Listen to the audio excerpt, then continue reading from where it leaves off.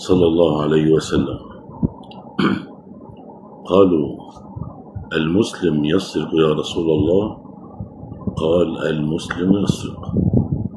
قال: وهل يزني المسلم يا رسول الله؟ قال: المسلم يزني. قالوا: هل المسلم يكذب يا رسول الله؟ قال: لا. قال: لا، فإن الكذب يودي للهلاك أو للنار، الرواية في الحديث. فأنا أخشى ما أخشى أن الكذب الذي نراه من المسؤولين في النادي الأبيض يودي للهلاك. ناس استطاعوا إن هم يكذبوا ويقولوا إن إحنا خلصنا وهم ما خلصوش، وظروف غامضة ومفيش بنوك، مفيش تحويلات. الأندية والناس الاعتباريين المعنيين بالموضوعات طلعوا قالوا ما خدناش وما عملناش. قضايا جديدة جت ودخلت على الخط. عمر فرج تقريبا وحد تاني، يعني في بيقولوا 3 قضايا تانية قف قيد من الفيفا. الوضع بقى سيء جدا للغاية، والناس في وضع لا يحسدون عليه. كل شيء على عينك يا تاجر، كل الناس عينيها مفتحة ومفنجلة على الشفافية. أين الشفافية؟ حاسين إن في حاجات بتيجي من ورا حاجات، من ورا حاجات، من ورا ناس، من ورا ناس، مش شايفين حاجة. قاعدين يعني بيطالبونا احنا بالشفافية، ودفعت وما دفعتش، فاضل يعني يقول لك دفعت المجاري. يعني بالنسبة للنادي الأهلي هو واضح للغاية، إنما النادي الأبيض أنا ما أعرفش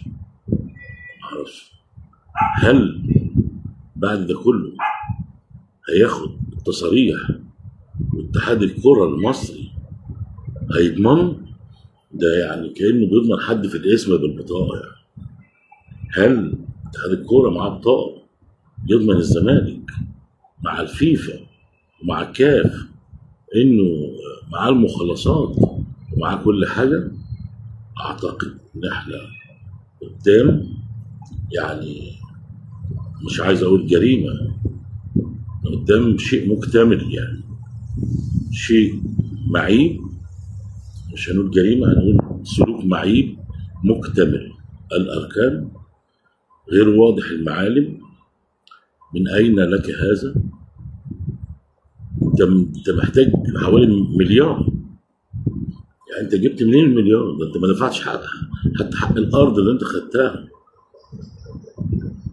وطالع رئيس النادي ده يقول لك أنتوا دفعتونا حق 100 عقد وأنت عايز تقعد ببلاش. وأنت فاكر إن الأهلي مش مقنن الأرض بتاعته، يا إما بالهبة يا إما بالعطاء يا إما بالبيع يا إما بالشراء. الأهلي عمره ما يسيب حاجة كده أبدا. الأهلي ما يميزه يعني الادمنستريشن، الإدارة. إنما أنت في لوع، في كذب، في مواراة، في مواربة، وفي كلام كتير كتير كتير. الواحد مش قادر، يعني في حرج إن هو يقوله مع ناس كبار وناس مسؤولين. يطلع يكذب بعين عينك، يعني وهو يعني بيكذب على مين؟ اولا بيكذب على نفسه، ما بيحترمش نفسه، ما بيحترمش جمهوره، ما بيحترمش الناس اللي بيوجه لهم الكلام، ما بيحترمش العقول اللي بتقدر تفند وتفحص وتفتش في انت، يعني انت يعني تكذب كذب بواح.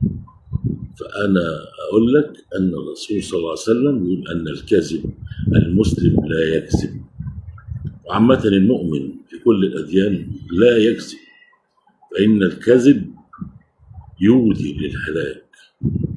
فهنشوف النهاردة إن شاء الله، يعني اتحاد الكرة أعتقد أن القرار إنه هيتأجل لنهاية شهر 7 عشان ندي فرصة لتستيف الأوراق اللي عمرها ما هتستيف.